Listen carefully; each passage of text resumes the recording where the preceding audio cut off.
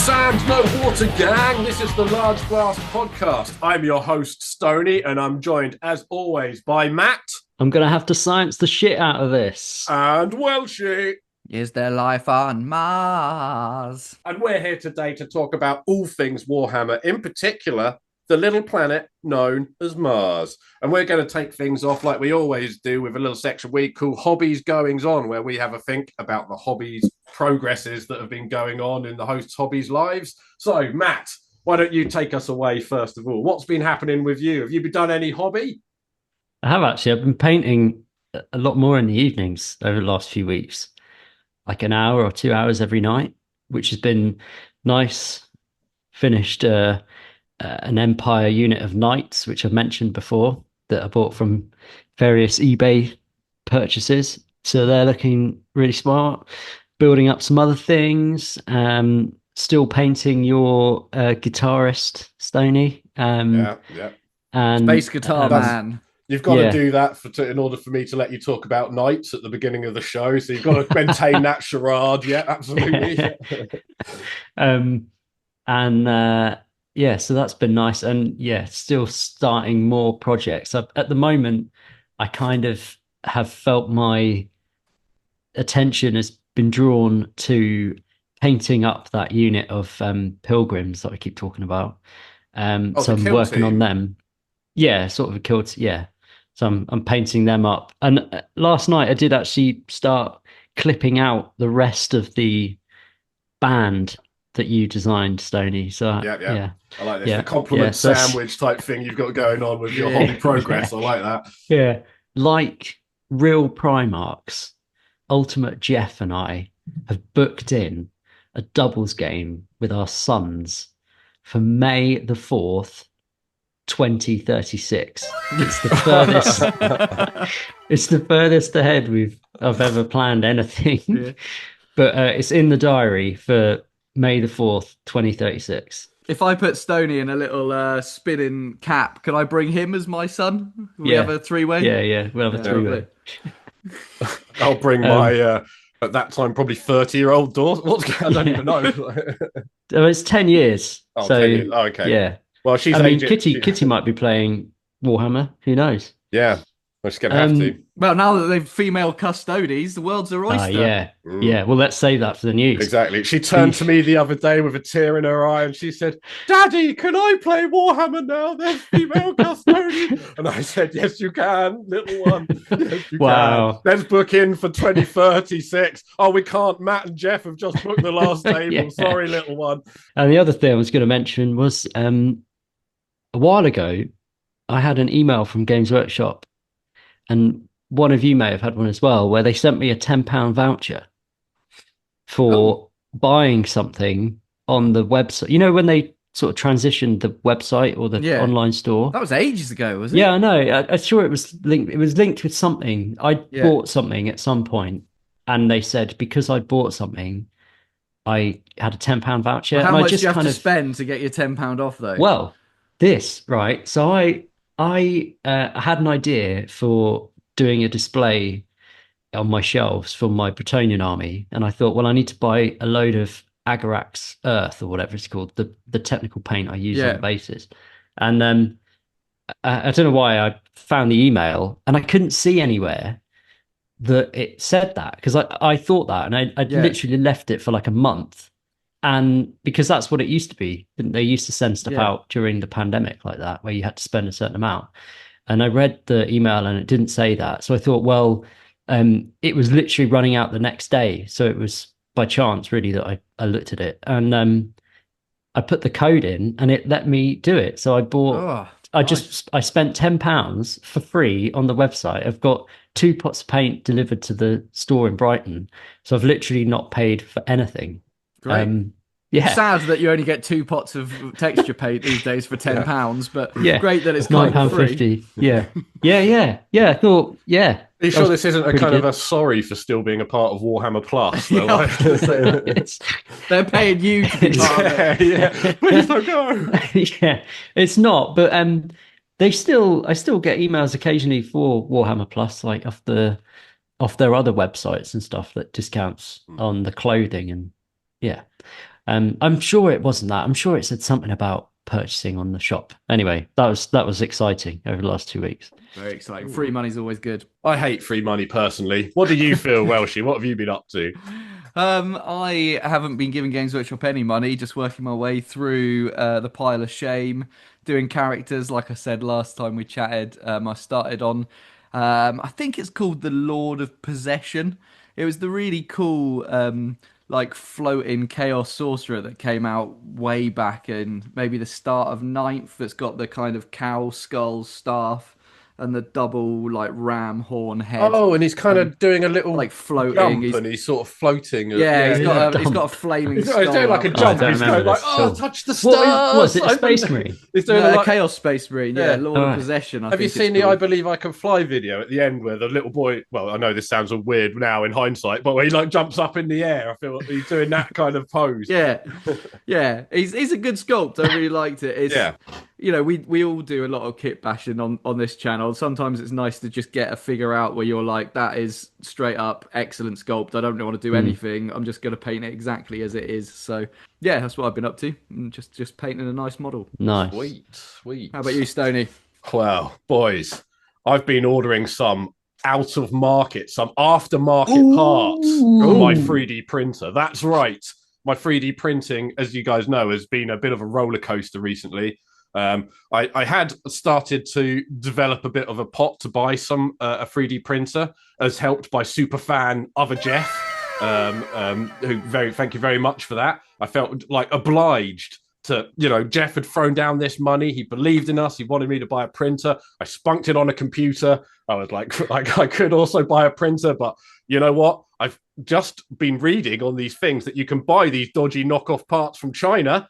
Gimme. So I'm rocking kind of like a Fast and Furious style spoiler on the back, fucking exhaust pipes, neon lights down the side, all that kind of thing. Has it got a NOS button to make it go faster? Oh, you know it, baby. I'm the fastest printer in town these days. I'm Tokyo drifting my prints these days. But the problem is so I took my printer apart in order to kind of like work out, because obviously when you order stuff from China, there's a bit of a wait time, right? It's never like next day delivery. So I thought, like, I'll take the printer apart, I'll work out what it is I've got to do and like change and stuff. And then the parcel arrived and I realized, hang on a minute, I've ordered completely the wrong parts for this. This is like a different printer.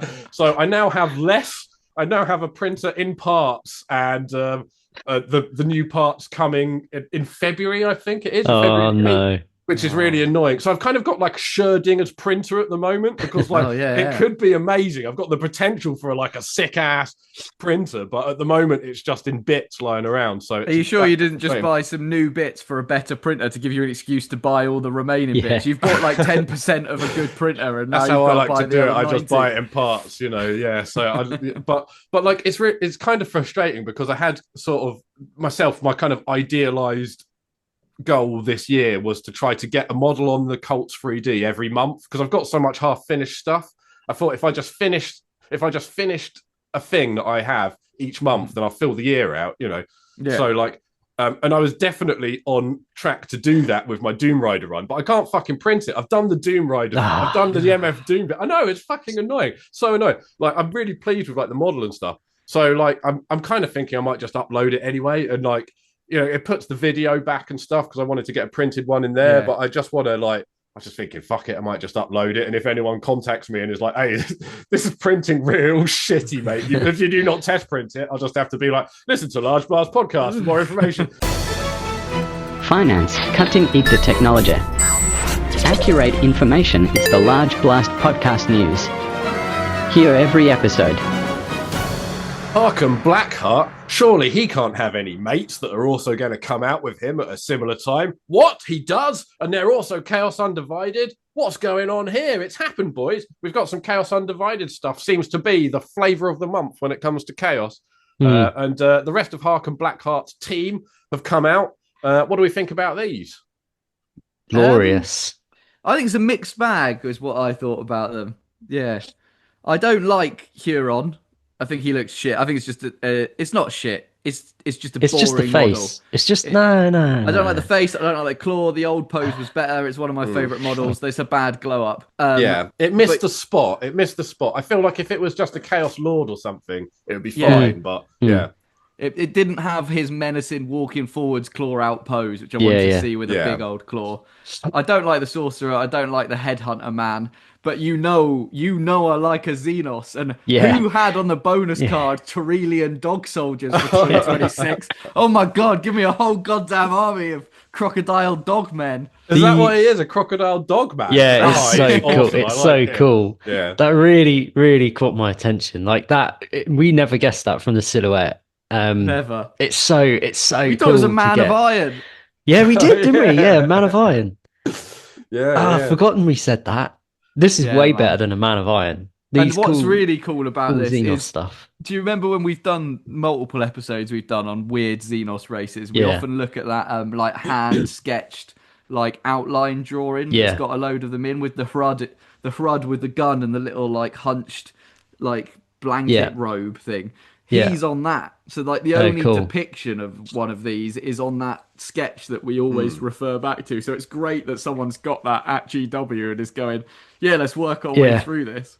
Also, it's so cool. The other thing that sort of the model caught my attention, but the concept caught my mind, if you like, is just the idea of the Xenos aligned with chaos. I think is really cool. Like it's sort of insinuated, but to have it in a model form, I guess you have had it before in Blackstone Fortress and stuff, but still, it's just so cool. I think this Chaos Undivided stuff is just great. But they're the least chaotic, aren't they? Yeah. They're just pirates, really. They're just bad guys. Yeah, just bad guys. Yeah. I mean, there's got a sorcerer, so I suppose some of them are warping. And talking of just being bad guys, the two models that I also really like are the woman. I guess she's like a fleet person. Yeah, their she's shipmaster. With all the computer screens. Yeah. And the apothecary I like as well. But the fleet woman, again, it's just this, we've spoken about it recently with the Ultramarines, like it's just this idea of not everyone wearing power armor and slightly alternative models. Yeah. Yeah. What we really need, though, really Matt, is more female representation in Warhammer, because like a ship mistress isn't enough, apparently. Yeah.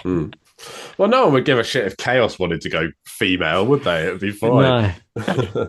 But I mean, I sort of agree with you that to me, I could pretty much just the rest of them I'm just pushing out of my mind to a certain extent. But the dog man, I like him very much. The dog lizard man, I like that. It's kind of like a nice foil to the future Felinid release they're going to do. So I like that.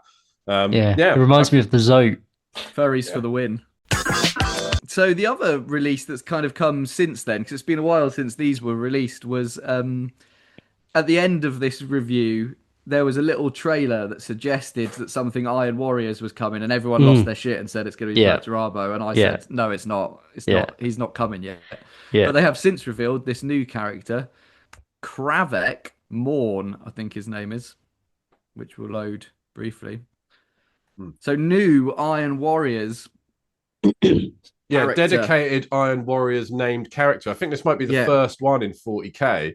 Yeah, which is I think excellent. So. And I think this, but this again is a Chaos Undivided chapter, which is really cool. And I think that I saw somewhere that because what's the Harken Blackhearts? Huron Blackheart. Huron Blackhearts. I think they're all in the same place. The Red Corsairs. The Red Corsairs, because I think that the new squad of like Chaos Undivided Space Marines or whatever, from what I could tell, you could either do as Iron Warriors or... No, I think they've released them right? separately. I think there is now, if I go back to there... Is it just like a conversion kit thing that like they do? Yeah, so there's a full Red Corsairs army box Yeah. now, Stoney, Okay. that they've released that's like these models here. They look a bit like the new Emperor's Children, but they don't have as many logos on. They're a bit more piratey. They've got more Yeah. shit hanging off them. They're a little bit And then Fallout Boy circa they 2008. really are. There's a lot of emo hair going on in these. Actually, I forgot that they released the whole box. I mean, it's so cool that they've released a full Chaos Undivided new model range for Red Corsairs. I mean, who thought that was going to happen? Yeah. It's really great. It's Yeah, I mean, I know definitely. they're just Space Marines, but this is the real glow up of what's he fucking called? Huron. This is the real glow up of Huron. This is the real glow up of Hard-On Blackcock. Is the crew around him? Do you know what I mean? And the lore and the stuff that has gone with him. That's what I'm more interested in than him anymore. Whereas he used to be a really cool single character. The lore around him now is more interesting to me. Yeah, I really love this Reeve captain. He's got a great face sculpt. There's been some dodgy face sculpts recently, but he's got a real smug bastard face going on, and I like that. Just to clear up your thing, Stoney, Iron Warriors is an upgrade, Sprue. Okay, all right, fair play. So this captain that we're looking at, also just a kind of a geeky nod. I love the fact it's got the old school power armor power pack on that all the Chaos Space Marines used to have. Back in the old days. The wide vents. The white, and the lower detail is, it's reminding me of really old plastic Space Marines, like the first plastic Space Marines that had the little funny power packs. That's a nice touch. Yeah, but I saw some pictures of the converted Iron Warriors stuff as well, and that looked pretty cool too. The stuff that you could make with, it's really cool to see the Iron Warriors get some love. I think this probably is a pretty good indicator that Perturabo will be next. Oh, I don't 100%. know how, yeah. Are they still hinting at it, or were the hints just for Karavak Morvan or whatever he's called? Nah, he's gonna come. He'll be. We're gonna get drip fed stuff because they are still in that hinting in that clip. There's clearly. I also think there's a Defiler coming. So I think finally, right. Stoney, one of your favourite models that you always used to play was your Soul Grinder that you converted. But I know you hated the original model. But it's so bad. It is one of it's being redone for sure. And what's the other one? The thing that looks like a shed on legs. It's like the Chaos Space Marine version. It's got the battle cannon. The Death Dread. Defiler, something like that. Yeah, because that thing looks like a total pile of wank these days. So if they can redo some of that stuff, but then that would also be. I mean, we sort of talked a little bit about the Perturabo Vashtor, maybe a little bit of that kind of crossover, and actually that does kind of signify that maybe some of that is going to happen. So that I think that we're going to see a lot of Perturabo this year. So I've just finished the first of the Scouring books, which was a bit of a blue balls adventure. They really drip fed you Primarch chats. Basically, to sum up the whole book, Dawn wants to immediately make chase and catch Chaos as they leave Terra, and logical. Gilliman wants to slowly go step by step through the Soul System and basically establish his own empire. And they're really butting heads. But the main villain in this first book is being set up to be Perturabo. Cool. And then in the 40k book that I'm reading at the moment, which is the most recent 40k cool book, the main villains in that are Iron Warriors. Okay. So I really do think, and the Iron Warriors in that book have just summoned Vashtor. So I think we really are setting up for some Perturabo action, maybe across both 30 and 40k. Yeah. Right. So where these elves come in, I don't know, because they've also re-released the Elf Corsairs at the same time. Prince Iriel here, who looks like is it a Yu-Gi-Oh deck he's throwing there? I'm not entirely sure. That thing they have on their arms. Yeah. But it's a cool glow up for Eldar. We know they're good at glowing up Eldar, I suppose. But this is also a new Eldar, which in some ways is great because we've seen a lot of the old range get glowed up, but we've always sort of appreciated the Eldar glow ups as being very true to the old ones, whereas this is a true new Eldar, which is pretty cool. Yeah, I think so. Really cool stuff. I really like the Void Dreamer, I think is what this guy's name is. He's got a cool hat, even though it's a straight rip of Sandman.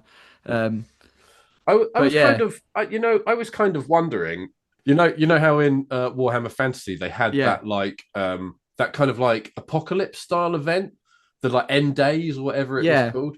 Like, do you think that like in some ways the like ending of the Horus Heresy stuff, the kind of wrapping up of that was a bit like the 40k end days where they're like, right, cool, now we can kind of do new stuff. Do you know what I mean? A bit like a like obviously I think so. It's nowhere near as hard a reset as the old one, but it's like, okay, now we can kind of progress things. They definitely, I think, although obviously the founding material for Horus Heresy, as we've discussed, when you look at like Rogue Trader, was tiny, like 6 sentences. Yeah. There was a lot of really established points that they had to hit. Whereas I think now they've moved into essentially the next 10,000 years. It's a lot more wishy-washy. There's a lot more space to do what they want. They've got 10,000 years to get back to a point. Yeah. Whereas the Horus Heresy is happening over like a 500-year period. So yeah, I mean, they know who's alive in 40k. They've established that, but how they get there could be really interesting. And I really think that Perturabo is the character to do it with, because as you said, Stoney, it's undivided. He doesn't go down a full god route. Like, they could really play with him trying not to fall to chaos, but still be a baddie for a long time. Yeah. And he was also a goody baddie, right? I mean, I was just going to say, he could be a goody. The whole reason he quits the field is because he's been treated like shit. I know he's a grumpy sod, but he's his own man at the end of the day. He really is. Yeah. So I'm looking forward to a lot more of him. I hope they don't do him dirty. I think that Warsmith that we just looked at is a good indication that they've not gone too cartoony and they've not done too chaosy. These are kind of rotting men trying to keep themselves alive through will alone. Yeah, and that's what we want from Warhmmer. I know the feeling, buddy. It is ladies' night and the feel is right. That's right, ladies. Welcome to Warhammer. We've got female custodes. It's happened. It's official. What do we think? To be fair, every time we talk about female Space Marines or female custodes, we end up like losing subscribers. But but we've got to do it. It's relevant. It's here. What do you guys think about this? I want to start by saying, when these models were revealed in the first like minute of the clip or whatever, these plastic custodes re-proportioned, so they're not like squat little dudes, legs extended, are absolutely beautiful sculpts. Amazing models. I've never wanted to paint custodes until these guys have come out, and I think they look amazing. Not just the little ones, but the new plastic dreadnoughts that they've released are the one with the sword and shield is exactly what I want the Custodes. And playing Custodes players, you've had to have these in resin on the table for big in the tank, 5 years. This is the big thing. This is plastic version of resin. This is a plastic upgrade. Yeah. So sculpting wise on that was all great, and I was absolutely loving it. And then the thing happened, and they took the helmets off, and they zoomed in on a couple of them, and my heart sank. My heart literally sank. I was still going to buy them. So the people moaning about share prices, you can't buy a box of female Custodes and a box of male. It's not like Games Workshop's ever going to know. They've put all the heads in the same box. But I hate it. That's why I'm coming out strong. That's kind of something I was wondering, is like, do they give you as many female like, they're not forcing you, again. It has to be 50-50. Are they like, right, we're like forcing you to do 50-50? I can't. No. Because maybe there might only be 10 bare heads in a box of 10 men, and 5 of them are women. That would be forcing you to do it. I don't know, because in the Sisters of Battle, and I think in the new Cadian Guard sets, you can tell the Cadians obviously do have male and female. Which they didn't used to have in the previous plastic rendition. But that's okay, because the women have always been in the lore in the Guard. But also within that, and within the Sisters of Battle kits, you have different races which they never had. So you can tell when someone is certainly more Asian looking, or maybe their skin color is different to white. The proportions of the face, they've kind of introduced that. It's never 50-50. There's normally, like the Guard, there's maybe a couple of female heads on a sprue. It's not 50-50, but they are there. So you could, with those kits, certainly you could choose not to have the female kits, heads. I feel like I'm in in a bit of a minority here, where like I don't really see it as a massive issue, and I know that like I know I feel the unsubscribe now. I feel the unsubscribe happening. I feel them happening. I'm quitting. Like, I'm leaving the podcast. Well, she's gone. Well, she's out, because I've always felt like it's kind of up to you what you make of your army. Yeah. You know, and like you've never got control of what somebody else does with their army anyway. So if you're somebody that's like, right, I want to stick to the old rules or whatever, then you can make your army and be happy with that. But you might, there's all like, if you go on like fucking Puppet Wars or one of them, you can buy like crazy anime girl heads and stuff that's like super inappropriate for Warhammer. Yeah. And people will be rocking that. If I played against somebody that had a Custodes army and had bought a load of like, in fact, I have played. Do you know the like super sexy Custodes without any clothes? There's like sculpts the fabulous Custodes or something. I've played someone with that army, and it's great. Like, I'm all for it if you want to do that to your army. What I don't like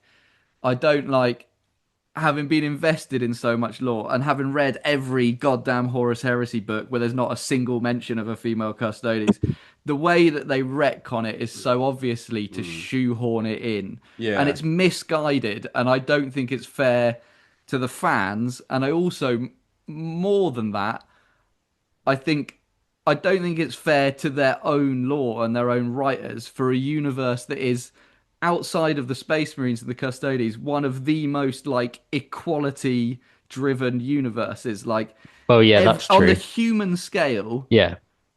Across all of the books and all of the heresy and all of the modern books, there are really high level, interesting, deep female characters. Yeah. And to try and just gaslight people into saying it's always been the case with Custodes and now you can have women just seems wrong. It's not taking into account fans who've invested time, and it's not taking into account their own like what they've been good at over the years.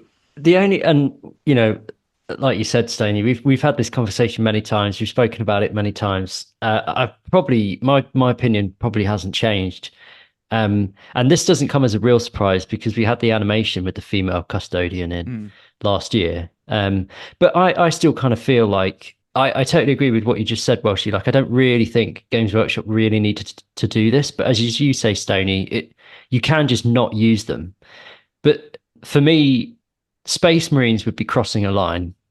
Yeah, I think that is men's heads in the Sisters of Battle would also be crossing a line.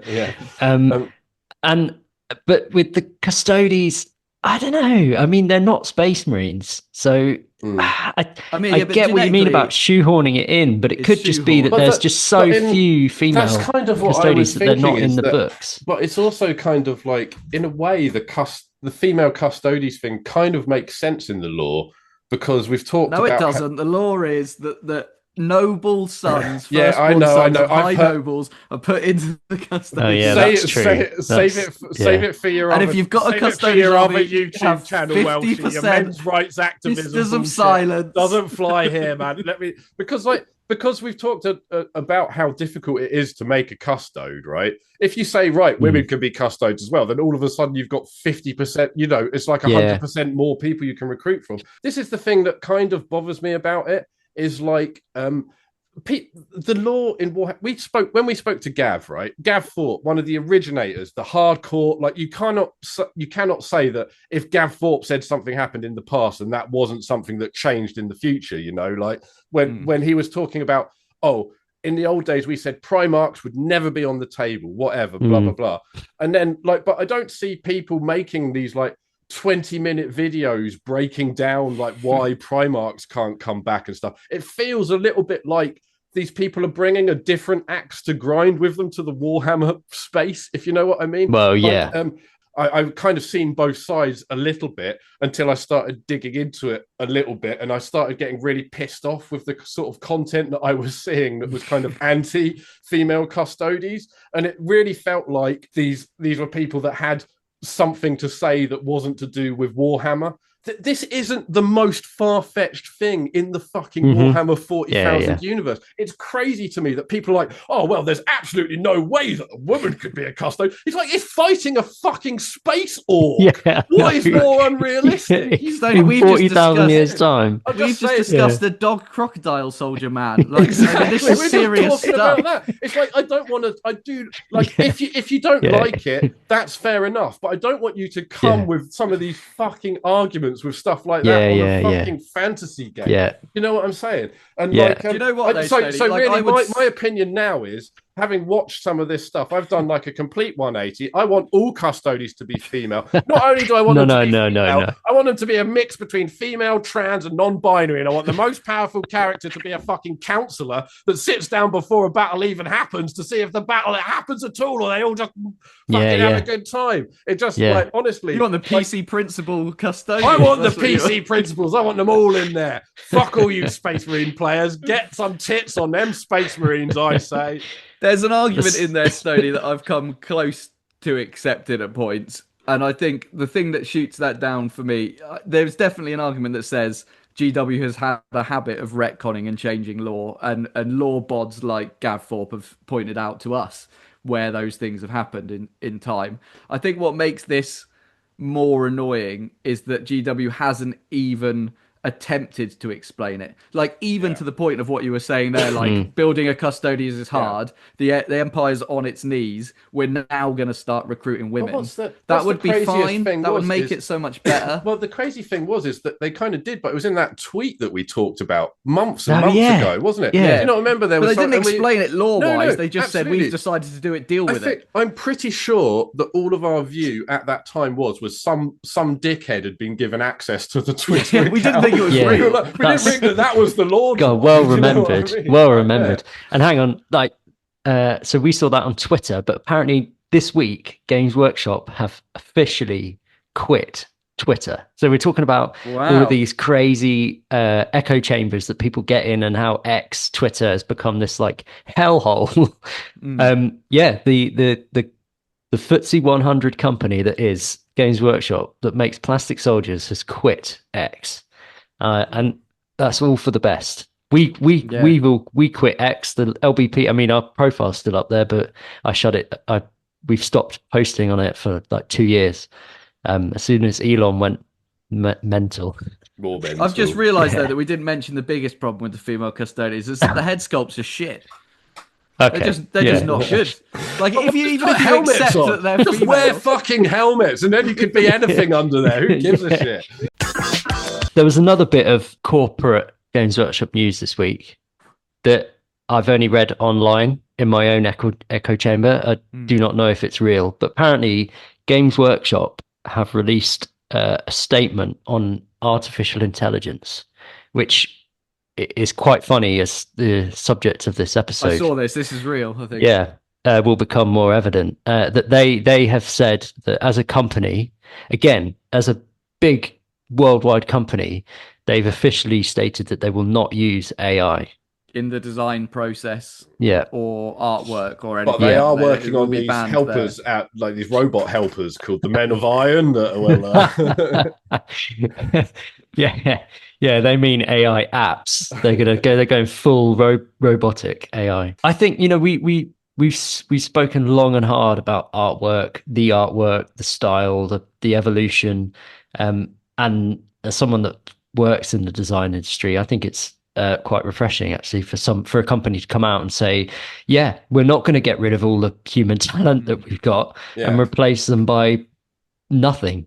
And we were talking about the Games Workshop's policy with gender, but this is another aspect to the company that is a very positive one, where they are sort of going against the grain. And it's great news.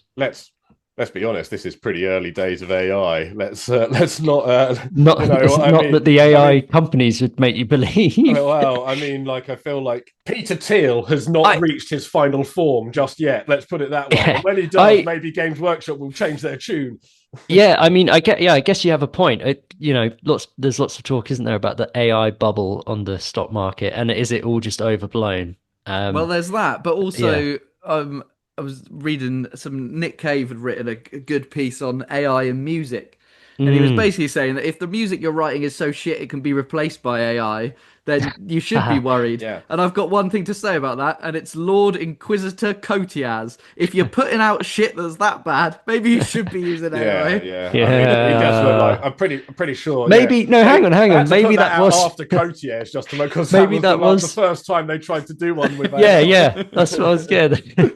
They read the tea leaves. They saw the. Well, I mean, the funny thing is that if like it would be so easy for an AI program to mimic Games Workshop because they are the majority of models that would be fed into the AI learning program, isn't it? Oh, surely? Absolutely. Yeah. Absolutely. And they say they're not using it, but I bet they scan models in when they're making the computer games. These things like Dawn of War that are like one-to-one scale. There's one of you said something about intellectual property and like putting it out there in AI, and maybe actually part of this policy from Games Workshop is as a company to say that we won't use AI means that then whatever intellectual property of theirs is in AI systems, they can say that's not ours, and therefore that gives them some sort of legal basis to say that nobody else can use AI that uses that.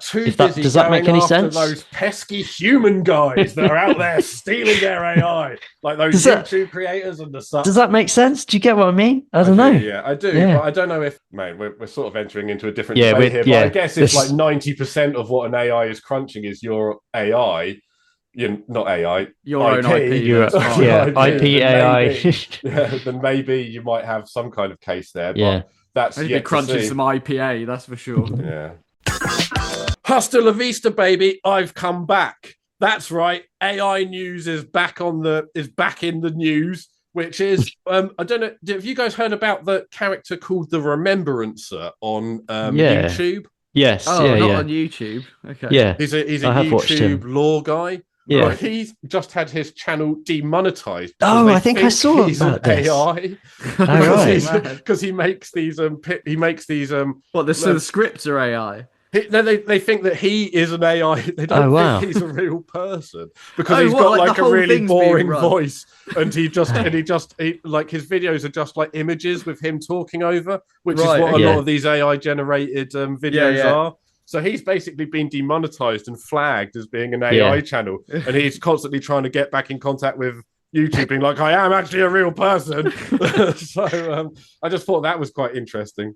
That is, that is I think he's been around for a while. A little bit sad that he's probably got 3 times our subscriber count. Yeah. Oh, absolutely.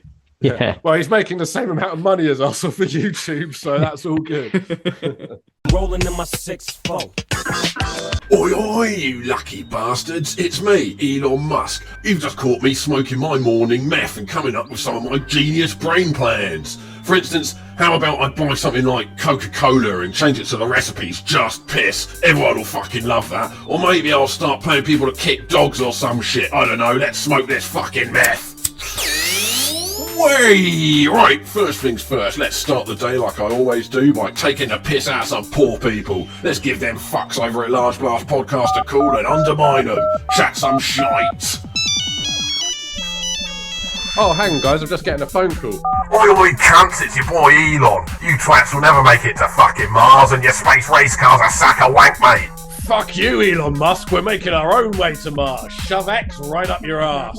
All right, boys. It's up to us to get to Mars before Elon Musk. Let's jump in the space race car and go see what's going on. Oh, yeah.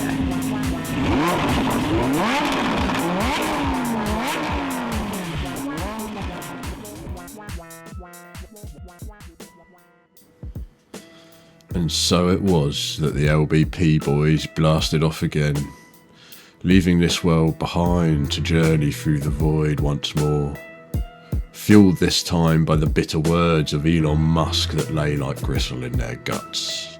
But Elon had underestimated the LBP space race car.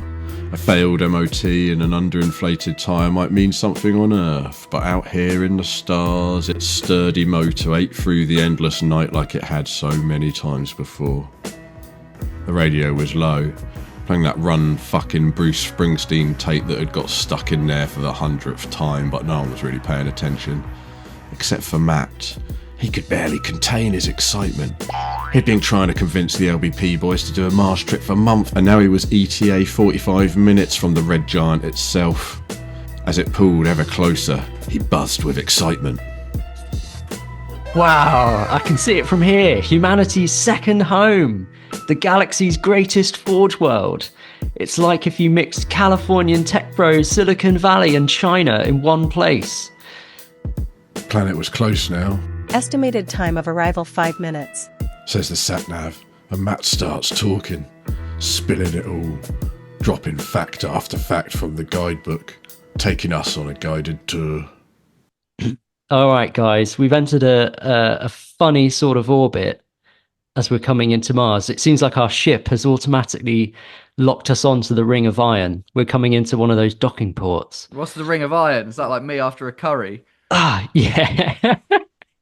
The morning after. Yeah, well, it will be after we've eaten some of this Martian tech food. It's all made of dust and circuit boards. Yeah. Oh, what's that? There's a binary Gothic autovox coming into our ship's tannoy. Mars welcomes you to the Red Planet. All I see is red. It's like the Grand Canyon, but as Bigger. seen from an iron ring from space. Well, I mean, you've automatically locked onto the planet, Stoney, but something's really caught my eye. Mhm. This structure has always amazed me. Look at what's going around the planet. It's becoming more and more clear to us as we're getting nearer. It's a structure that I've really wanted to see. I can't believe we're here. I'm so excited. It's amazing to see it in real life. It's called the Ring of Iron. It is literally a man-made ring that encircles the entire planet across the equator, so the widest point of Mars. That sounds pretty good. So what we've got a couple of hours left on this this flight to Mars. What can we expect? What do you think we can expect to see on that map? Whoa, hold on. The tape cassette machine's broken. We've got to fill the time with something. What are we gonna what's Well, going what are we expecting to see on Mars? I mean, I know I'm excited, but is that a mechadendrite in your pocket, or are you just happy to see the Ring of Iron 2, Stoney? It's a king-size Mars bar. Well, as we get closer to the auto dock, we'll start to see a bit more detail on the Ring of Iron, and we're coming up quite quickly, so it's not going to be that long until we arrive. The thing that's also always amazed me, as well as the fact that it is very cool aesthetically, is that it is actually the largest man-made structure in the Milky Way galaxy. What we are seeing in the span of this window that we're looking through in our cockpit is the most biggest thing that man has ever built in our long and proud history. And I can also start to see the space elevators. So coming down from the ring, like a big wheel on a cart, there are Like various spokes of a spokes. Yeah, the spokes of or like a bicycle. Yeah, there's many space elevators. It is, as far as I can tell, the place with the most space elevators in the galaxy, because actually the Ring of Iron is not the only Ring of Iron. Another place that has one is Medusa, the homeworld of the Iron Hands. So and probably various other forge worlds. But of course, this planet that we're looking at is the master forge world. It's the main forge world in the galaxy. It's, like I say, it's humanity's second home.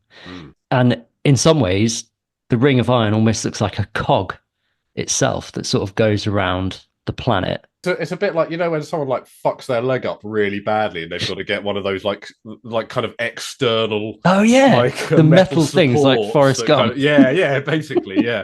Sort of feels a bit like that, doesn't it? It's kind of like It's like an aid to the planet. Yeah, The but it planet also needed kind of feels like it's somehow boring it out a from cage. the inside in some kind of horrible way. Oh, but wow. Let me stop you there. All right, because just as we get nearer to this enormous structure, look down there. There is the ships, or some of the ships in their moorings of Battlefleet Solar, the most powerful war fleet in the entire galaxy, because this is their home moorings. And look there's the Emperor's Thunderchild. Blessed be her soul. 15 miles from stem to stern. Who's the Emperor's Thunderchild? Oh, it's just a ship, Stoney. Oh, it's just a cool A ass glorious it's ship, car. yeah. What, it's like the Ford Thunderchild or something.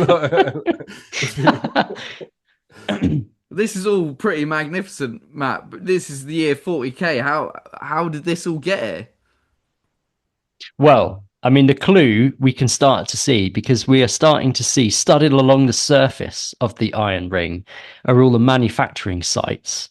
And Mars, as we will see shortly, because the second place, one of my 2 places that I'm allowed to take you to, tells us the history of why all the machines are here. Okay. But the machines are still here, and the manufacturing plants are still here, and they're even along the ring. So they're not just on the planet, but these huge space docks, which allow for the Battle Fleet Solar to moor, as well as various other ships, and the Mechanicum to have their own fleets, and for things like the Titan Legions, some of the Titan Legions that are based here to deploy across space, all the trade, the industry that Mars exports.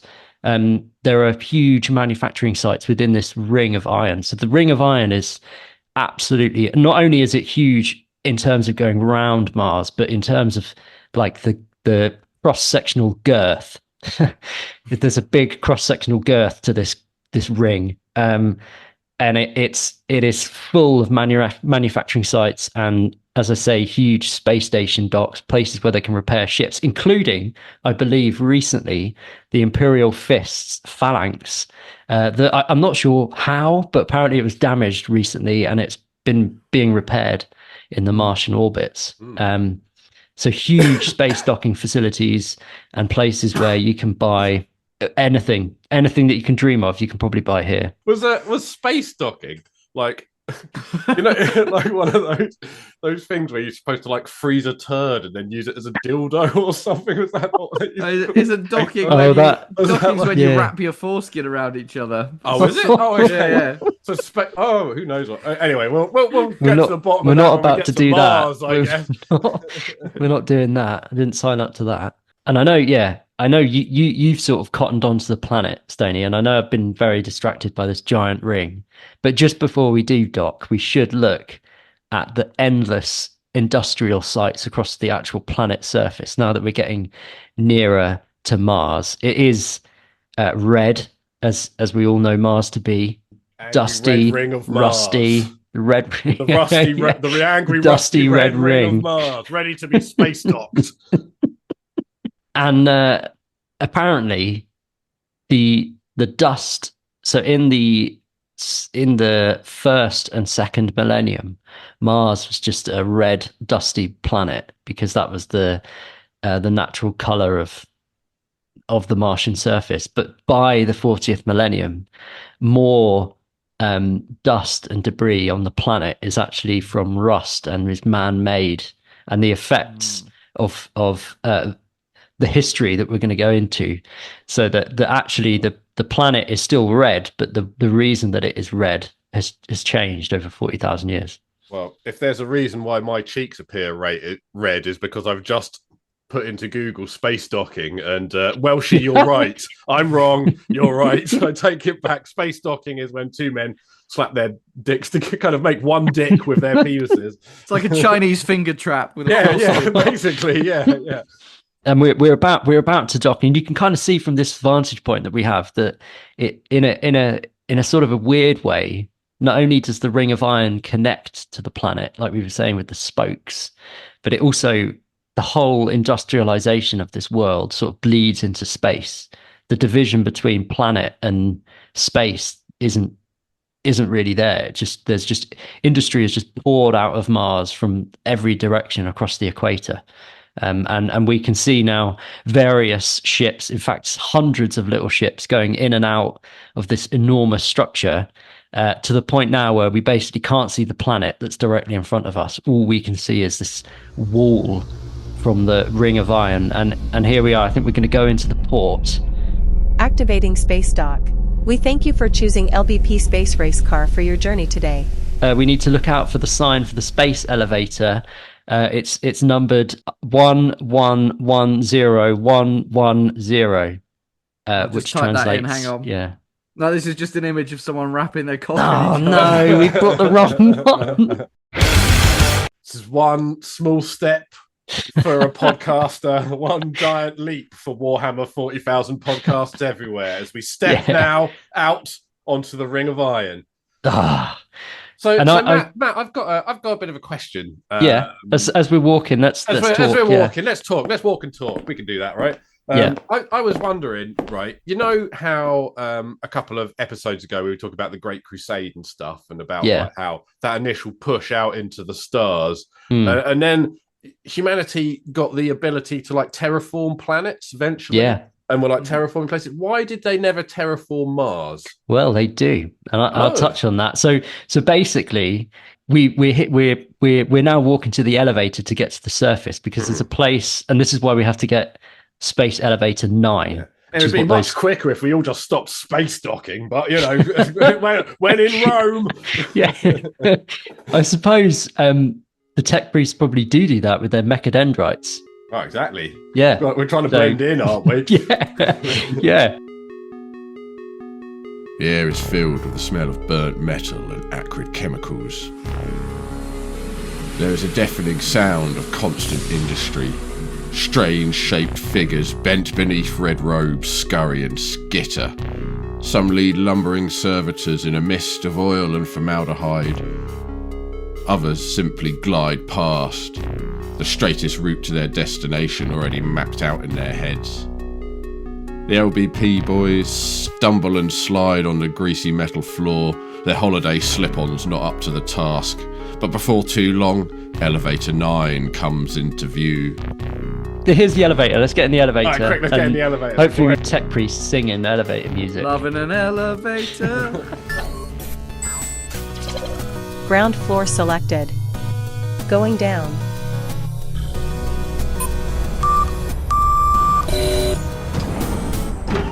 Oh, it's good to stretch our legs after being in that elevator for so long. Matt, what the fuck? I thought we were going on holiday. This place, there's nothing here. It's abandoned. It's so dusty, mate. It's not even been cleaned. And that dust is all red and shitty looking. What's going on? Everywhere. This is unusual dust. It's good old-fashioned British dust. Is that a Geiger counter on your jacket that's going off? Yeah, it is. Yeah, sorry. Well, look, I pressed button 0. We should have pressed button 1, but it's my deliberate mistake. Yeah, it's my deliberate mistake. Here we're in the bowels. We're on the very surface of the planet. This is the not for public access area. Look, come over here. There's an old information sign. Let me brush it clean. And I'll read what the sign says to you. No one would have believed in the last years of the 19th century that humanity stood on the brink of its greatest discovery, the machine and the machine god. For on Date redacted. man first walked the world of the machine. It was here, preserved for all time, that the first of the humans from Earth arrived, and humanity was reborn. The power of the machine mind had pushed mankind to its next epoch of evolution. These hallowed halls remember these first years. So I really wanted us to take us here. This is the place where man first came to this world. And these look like they're the first landing sites preserved, although now nobody knows that they're here, but they're still here. Because in the lore, this happens in the 22nd century. And it's always been a bit vague, but it always reminds me of the timelines that they put in the rule books. And I found this one that I want to read. This is from the 6th edition rule book, and it's in one of those timelines that they publish under the Age of Terror, M1 to M5. Little is known of this period, save that mankind had begun taking its first forays into space. Mars became the first planet to be terraformed when it was settled by industrial cartels. The Red Planet soon became synonymous with technical expertise and scientific advancement. Colonies had to be self-sufficient as many were isolated from Terra by long, dangerous journeys. And there's always been that sort of hint that Mars was initially colonized by Earth with heavy industry and maybe also tying in the idea of terraforming through polluting the planet to help warm it up.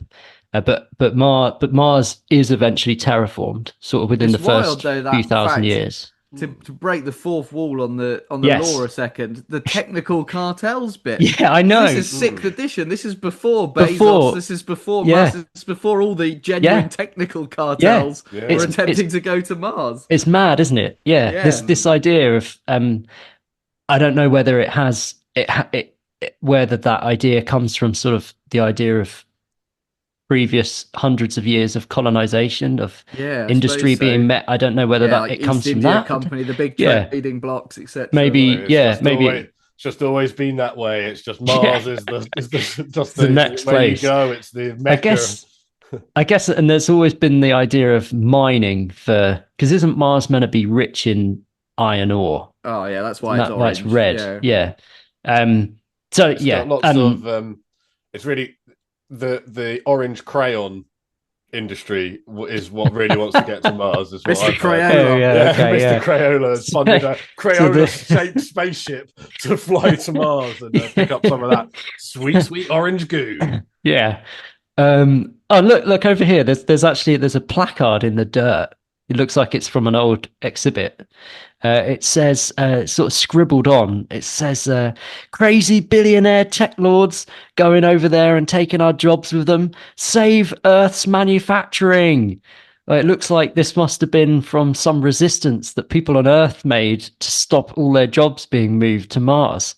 Because eventually Mars does become Earth's heavy industrial factory, which then helps humanity move away from Earth and Mars into the solar system and out beyond the solar system. And apparently after the terraforming, so that we're talking like sort of in the first few thousand years, so 3,000-4,000 years into our own future, Mars supposedly becomes the first hive world, which I was sort of surprised to read because I would have thought Terra would have become the first hive world. It certainly is a hive world in 40k, but apparently Mars is the first hive world. It kind of makes sense though. You think about like London compared to Dubai. Yeah, Yeah, I mean, maybe like the starting from a blank technological canvas. advance from a blank canvas is big Yeah. kind of city Yeah. building. When you get access to that ease of space travel, does it just become like Zone 2? You know, like Zone 1 is like it's your Chelsea. Yeah. There's not that many people that Yeah, pop in yeah. for some shopping, whatever. You live on the Mars. You know what I mean? Yeah. It's kind of like you. It's the suburbs. It's the suburban. It is, yeah. Surbiton of Earth. But it is, yeah. I mean, as we're talking about hive cities and cities and London, like I guess, yeah, because 500 years ago, I think Chelsea was a village outside London. The city of London was, and like Westminster was not part of London. They're separate. Yeah. Yeah, which is why they're still named separately now. But yeah, but now you consider them like that's proper central London. During the dark age of technology, which I think is now beyond that age of terror. So M5 to, I don't know, like M10, is it or something? I can't Something like remember. that, yeah. I reckon Yeah. before everything's getting Before better the for age a of- while. Before everything falls apart. So during the dark age of technology, which as we know from previous podcasts wasn't necessarily dark, it was kind of a high point of humanity. The empires of Mars and Earth. So Mars and Earth sort of define themselves fairly separately from the beginning. And Mars does establish itself and its own colonies from the early days, and they peacefully coexist. So they're separate, but they work together and they colonize space. We've gone into what happens in the Age of Strife, which is the age following the mass AI wars, where the men of iron and the men of steel and the men of gold and all of that nonsense, all the AI stuff that we've all the AI stuff that we've spoken about. Huge So Terra AI falls wars. apart in that section, right? Terra is on its knees at that point. So what's happening to Mars while Terra's on its knees? You would have thought they'd be really affected by it. Like how? What's Mars's relationship with the men of iron and stuff? Are they like? Oh, they would have been. They would have been involved in them. Yeah, they would have been making them as the main Forge world, because I think in these times, like they do have colonies across space, which is some of the first Forge worlds. Not all of them. They would have been involved in that, so there could have been AI conflict on the surface of Mars. There's not really anything written about that. No, I did I know when the Age of Strife happens, the kind of the void shield of Mars. Yes. falls, So this is right. At the end of the AI wars, then when everything goes wrong, so it's called the Age of Strife. Mars is actually isolated from Earth because of warp storms in the solar system, and as we were saying, Terra kind of falls to anarchy. It's just chaos for hundreds of years. But Mars is isolated from Earth, which helps maintain its society. But because of the warp storms, there's the atmospheric shields that protect Mars from radiation and other things like warp storms. They fail. So a lot of the population have to go into essentially like nuclear bunkers underground. They go into bunkers underground, and those that don't are killed. But then there's crazy AI things that roam the surface and It's also a bit kill like people. Fallout, isn't it? Yeah, I suppose. Yeah, it's the like tech priests go underground in vaults like Fallout, and then on the surface, on the surface, there's robots and mutated monsters. It is exactly like Fallout. And then all the priests start popping their head out, and they're like, "Oh, we found some tech, but we've also found a giant centipede." Yes, mutant. and I swear that there's, I think for various reasons as well that we'll go into, but I swear there's still talk even in 40K that the surface of Mars is sort of not particularly safe. It's populated by crazy things that come out of the dust storms and attack people. So I don't know whether all of that is linked to this period, because it's quite a long, we're still like 15,000 years before 40K. Pre-unification, so pre United Earth.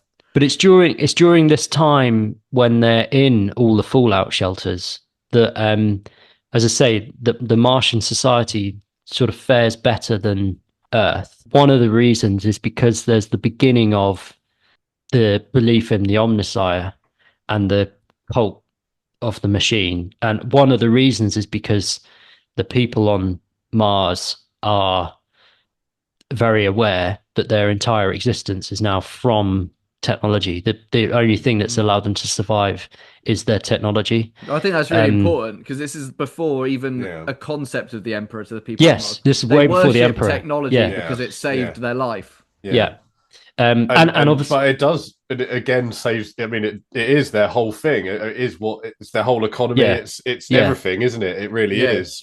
And I think it's also like by this time there's been, like we say, there's 15. This is like the year 25,000 or something. So they've already had like tens of thousands of years of them being a heavily industrialized, technologically advanced society.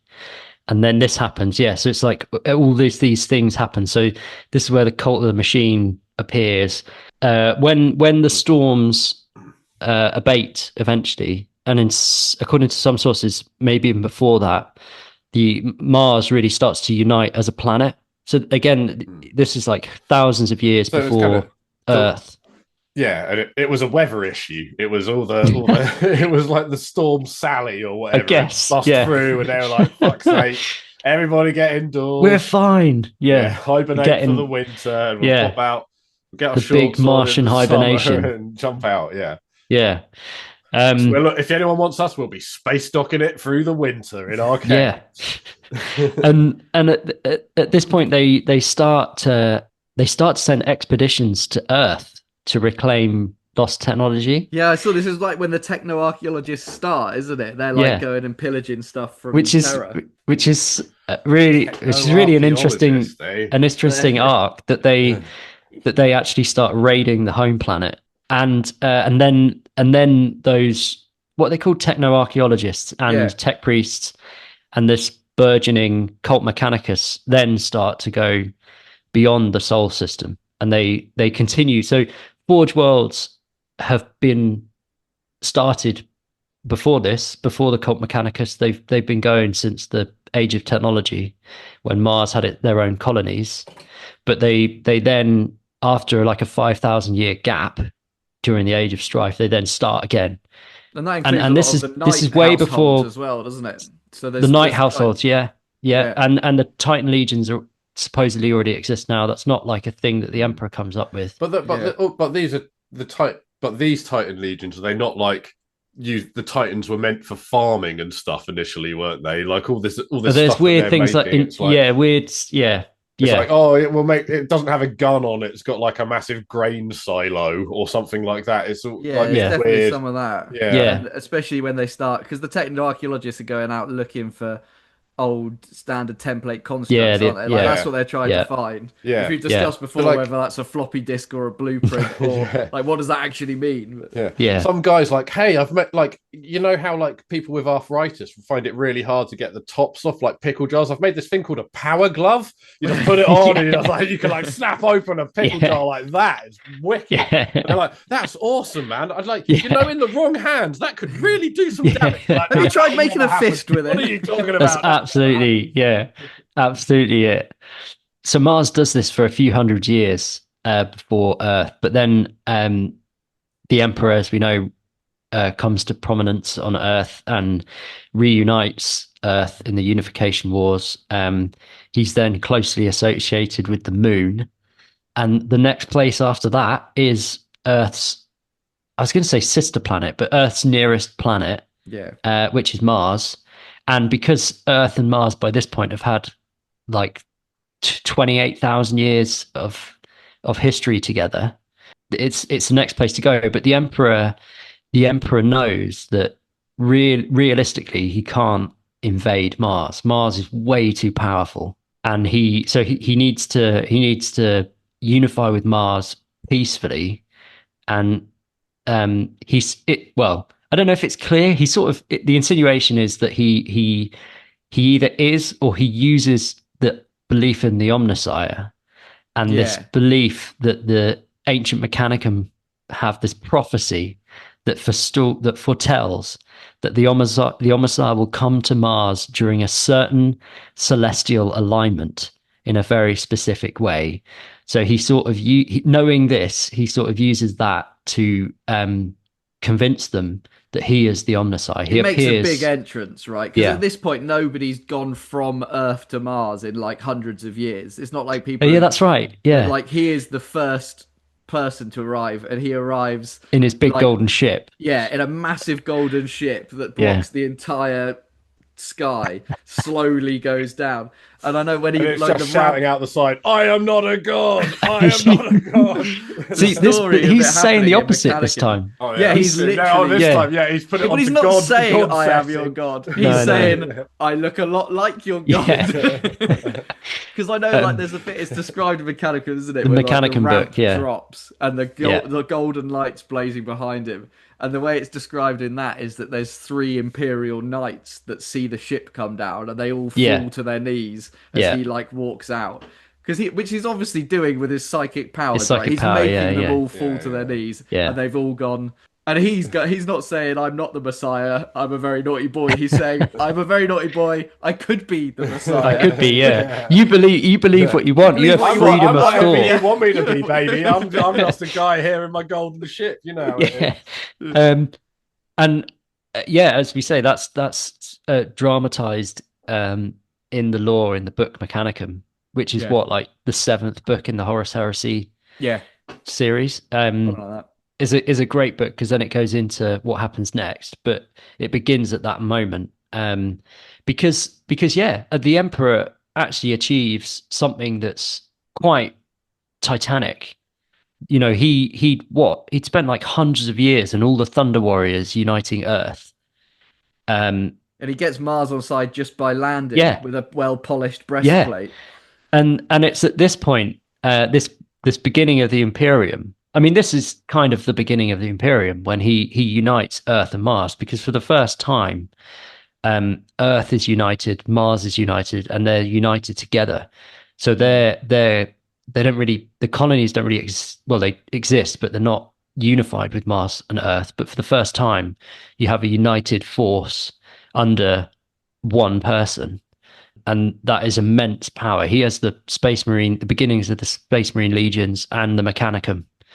I've got the date for that as 739 M30. What a date! That's what we're talking about. It's a good day. And I get, and again, like I think some of the lore has changed slightly on this, but this is the moment that the Aquila is born, because this is the two-headed eagle, Earth and Mars. Because the Imperium is an empire of Earth and Mars, not just of Earth. And this is the moment where Martian history changes, because the Omnissiah is back. So the Omnissiah is what they believe to be the human embodiment of the machine god. So they believed in the machine god before, but this is the being that represents that. The machine god is the Holy Spirit, and he's Jesus. He's the physical embodiment, isn't it? It's that idea. Yeah. This is exactly the same thing, and the terminology all gets used forward, as we'll see going forward. So, but after the Emperor arrived, everything was just like cool, right? Well, actually, Stoney, I've managed to hire this minibus to take us on a tour of some of the best war sites. Oh, yes! The Schism of Mars. Yes! So boys jumped aboard the bus, excited to be travelling in such style. They popped a bottle of anisec from the mini fridge, then immediately recorked it when they read how much it cost, and they all just had a go on a bag of tinnies that Matt had smuggled in. Alright, so I'm going to take you to 3 sites, boys, that demonstrate that maybe not everything was great after the Emperor arrived. And I'm going to pick up the kind of timeline a little bit later here. So we've gone from 739 M30, and we're starting my tour at 5 M31.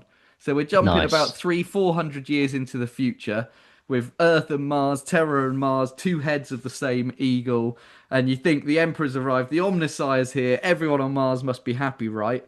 Well, wrong. Because what's actually happened is Mars is beginning to get a little bit pissed off that the Emperor's landed, and is essentially using them to just build everything for the Crusade. They haven't seen the Omnissiah for bloody ages. They're basically just all working in factories. They're losing their fingers. They've got the kids climbing in and out of the gene looms or whatever. You know, everyone's getting iron lungs, and not out of choice. They've got iron in their lungs, and everything's not quite as happy as it was before. And some of the higher ups on Mars are starting to think, you know what? Maybe this guy isn't the Omnissiah. Maybe he is just a naughty boy. So we've got a lot of people higher up in Mars that are like, not really sure how this man's making us work. We're not really liking it. And actually, I'm going to start thinking, at least to myself at this stage in private, that I still believe in the machine god. I just don't think this guy's it. I don't think this guy is him. That sounds like a religious fracture. It does sound a lot like a religious fracture, but everyone's kind of being a little bit private about it at the moment. One of the people who in his private musings is thinking this guy might not actually be my god is unfortunately the fabricator general at the time. Oh no, the top man. The top man. The top man. So he's started to think to himself, I'm not sure about this. I'm not sure. I feel like I've heard that name before in some of these episodes, but I just can't quite put my finger on what it is he does. He might be a bit important because there's someone else who's willing to take advantage of the fact that Mars might be having second thoughts about the Emperor, and that fella is a little fellow we've come across called Horus. Now, you may have heard about him and his heresy, but he's having some sneaky dealings behind the scenes, getting them to build him a few ships. He's trying to get on the good side of the people of Mars. Okay, the main guy, the fabricator general, is already wavering in his belief of the Omnissiah. So Horus sends his representative, Regulus. He's the 63rd Expeditionary Fleet representative back to Mars to chat with Cowboy Howe. And he goes, you know what you might want in relation for throwing in your oar with me? And this is the first place we're visiting. It's called the Vaults of Moravec. Suddenly the bus took a wheel-screeching turn into what looked like an old access tunnel. Deeper and deeper into the bowels of the planet it swerved and skidded along a labyrinth of pipes and tubes. Gradually the rust on the walls grew thicker and the dust in the air felt older. Eventually the bus slowed to a stop, the metal of its engine ticking and clicking as it cooled from its long journey. But all that could be seen was a large vault door, smeared with thousands of years' worth of grime. That's well grinded up. What could this vault of Moravec possibly be? So the I've always vaults wanted of to go here. Moravec are basically a bunker library that has been locked by the Emperor Oh, yes. since the Emperor first arrived. And he went, I'm the Omnissiah, please don't go in this library. Nothing to see here, nothing for you in this library. And Kelbor Howe, obviously, like all the Mechanicum, loves a bit of knowledge. He loves a library. So Regulus lands and says to him, you know what, if you throw in your oar with Horus, who's kind of on your side, because you don't really like the Emperor anyway, what we'll do is we'll unlock this vault for you. Just full So of techno porn. Are it's we going to full go of in there? mechadendrite porn. It's multi-docking, docking with mechadendrites. They call it mecha docking on Mars this time. Guys, Mecha docking. we've got to go in. I mean, I can see that there's a burly German bouncer at the door with like a red rope over there, and it's kind of like a Bergheim situation where we might get let in. And everybody else is in leather, and we've got Hawaiian shirts, and cameras on, and shorts on. But and I'm wearing sandals with socks pulled right up to my knees. But I'm pretty sure we can get into this Mars style sex club. No, this is the Electro Priest Techno Club. I've really wanted to go here. We should have a night here.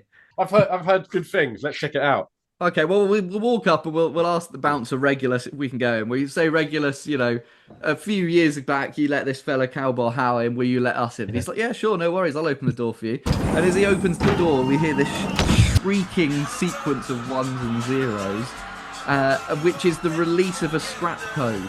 And this is exactly what happened. Chaos scrap code that leeches its way into the Martian kind of communication system, initially through the fabricator general Cowboy Howe. So he's unlocked a load of hidden, forbidden knowledge in the vaults of Moravec, which turns out to be the ability to make demon engines. So he gives it to his mate Lucas Crom, who starts now pumping out demon engines and doing weird warp shit with dark mechanicum things.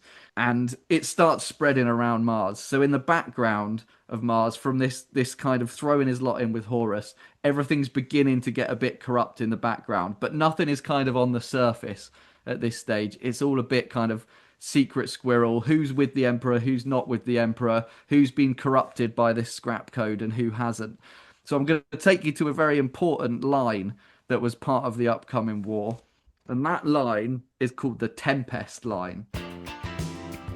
And so the tourbus fired up again and drove them out of the tunnels and into the great expanse of red desert, kicking up a thick cloud of dust in its wake. Eventually it stopped and the doors opened. But there seemed nothing remarkable about this place. Was this just a piss stop? Or was this the spot? So this was a boundary on Mars. We talked about the Titan Legions. So the Titan Legions, as Matt said, go way back before any of what we've been talking about happens, really. And the Tempest line was a split in the land, geographical split between the Legio Tempestus and the Legio Mortis. You might have heard of both. But on Mars, they were split because they were ancient rival houses. They really didn't get on. So even when Mars was flourishing, you had rivalries on Mars.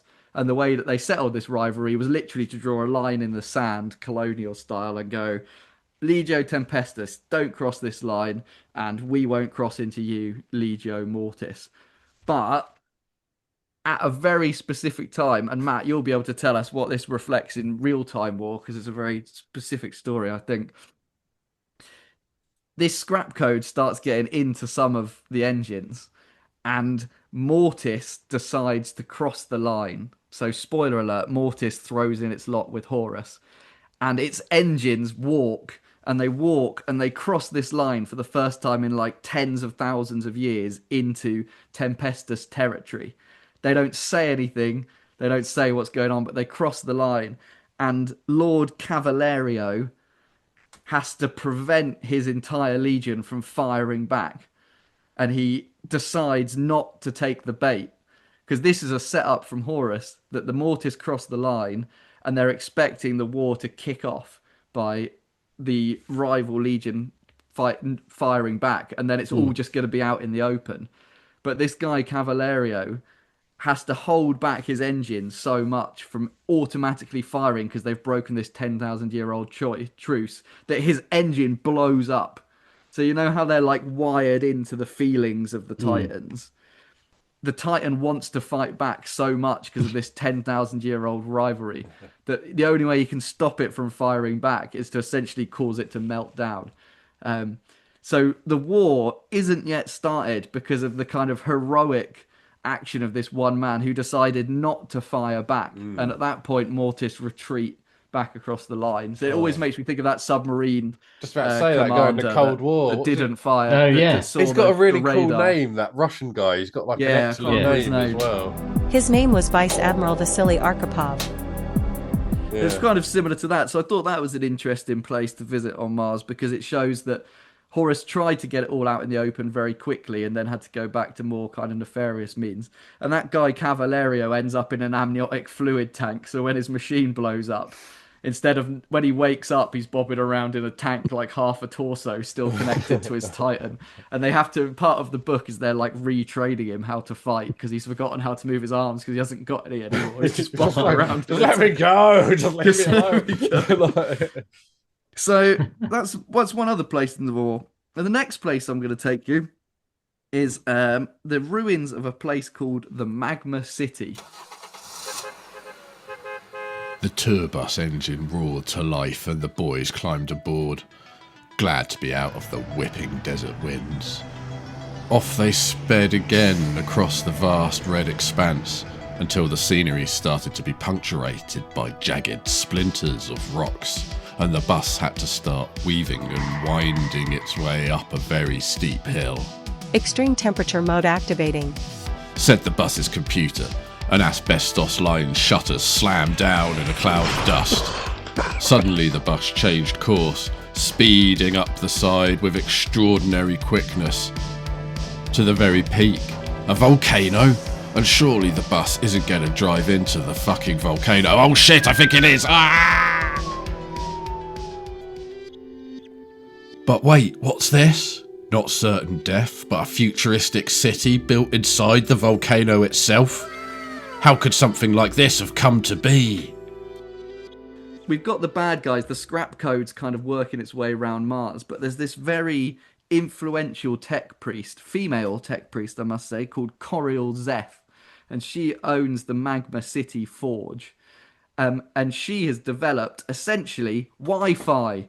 She's got password protected Wi-Fi, which means that her forge is immune to the scrap code that's working its way round Mars. She's got a completely separate, isolated communication system, which she's shared with two other forges. The forge of Zagreus Kane, you might have heard of, and someone called Maximal. Because didn't she, I'm trying to remember the book, because she didn't trust the fabricator, or That's she didn't right. trust the system. So she's a really interesting character on the religious point that we've been talking about. She later reveals doesn't even believe in the Omnissiah.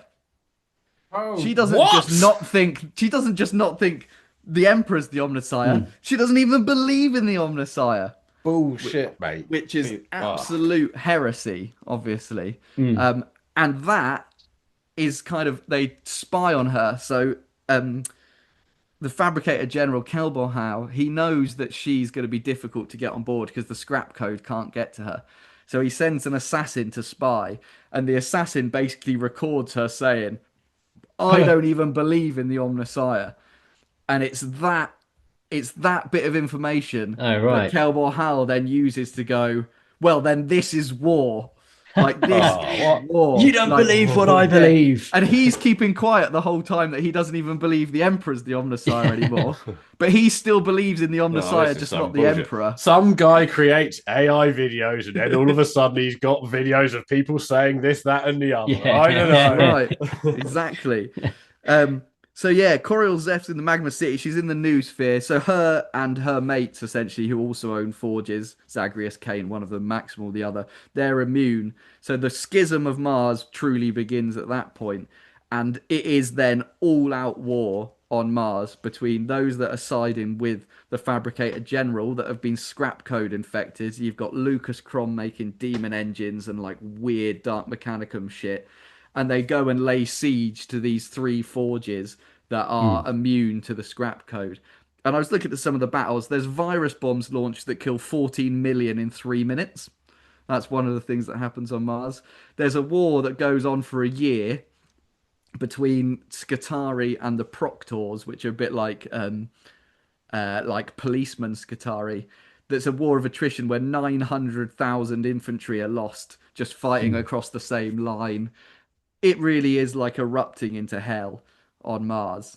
But Coriol Zeth is the one that actually means there's any defense. Without her and without the Noosphere, and without Zagreus Kane, who's kind of noticed, he's another Forge leader that's involved in this war. But he notices quite early on, he's looking at the books. He's kind of like an accountant, really, and he's working out where all the supplies from Mars are going. And he's noticed that most of the supplies are going to the legions that are directly supporting Horus. And the legions on the Great Crusade that are not directly supporting Horus keep reporting that they haven't been sent enough armor or enough weapons. And he takes that to Kelbor Hal, and that's when he starts getting suspicious. So there's Kane and there's Zeth against Crom and Kelbor Hal. Essentially, those are the leaders. And that is the schism of Mars, of them fighting. And that schism kind of ends for Coriol Zeth.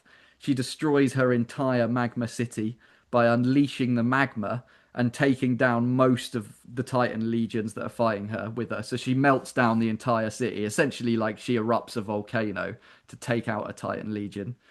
And Kane manages to hold off with the help of Sigismund.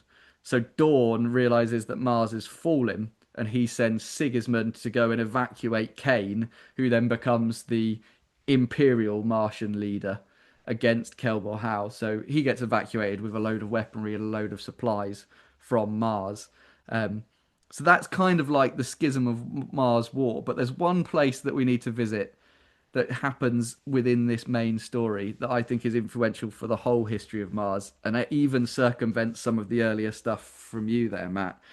And that is a character called Dahlia Cythera. And she is employed by Zeth because she has a psychic power, which is essentially the psychic power to understand machinery. And Zeth employs her because she wants to link her up with this empath that she's feeding psychers in order to access all knowledge in the warp. So there is there's the thought that somewhere locked within the warp is all knowledge, and if you could only absorb it into your brain, then you could have all knowledge. And that all knowledge is somewhere between empathy and technological understanding. Yes, that's the viewpoint of the Mechanicum. And it turns out that the only way for this empath to absorb all knowledge from the warp is to essentially be fed tens of thousands of psychers, a bit like the Astronomicon, which is interesting. Yeah, a bit like the Emperor and the... Yeah. Anyway, maybe that's an early Astronomicon tech, maybe that's a nod the towards blueprints. That. Yeah. Anyway, this guy tries to absorb the knowledge of the warp through 10,000 psychers and his brain explodes. But whilst that's happening, he manages to flash a small part of it into the mind of this Dahlia Cythera. And what she sees is an image of a man in golden armor hunting a dragon. And that's how it's perceived to her. And she knows that somewhere on Mars there is a dragon that has been locked up. And she goes on her own little adventure, B plot, subplot storyline, to find this dragon. And she gets there, and that's the last place I'm going to take you, which is the Noctis Labyrinthae. As the bus sped to the next destination, there was something strange about the landscape outside. It looked like they were driving through a once huge city, left more or less pristine. No crumbling rubble or burnt out husks like so many abandoned structures in the 40k universe, but rather just left behind, a ghost city. Beneath the city, the true trial started, a tight maze of dangerous traps and clever-minded games, but thankfully the LBP had updated their sat-nav before leaving, and they made pretty good time, all things considered. You have reached your destination, said the sat-nav, and the bus slowed to a stop outside an enormous gate lined with sturdy, thick locks and bolts. You can't fathom what must be inside, but you swear you can hear it growling softly. We've got there. And we found a guardian of the dragon, and he stands outside. He's a very wizened old man. We've managed to work our way through the labyrinth.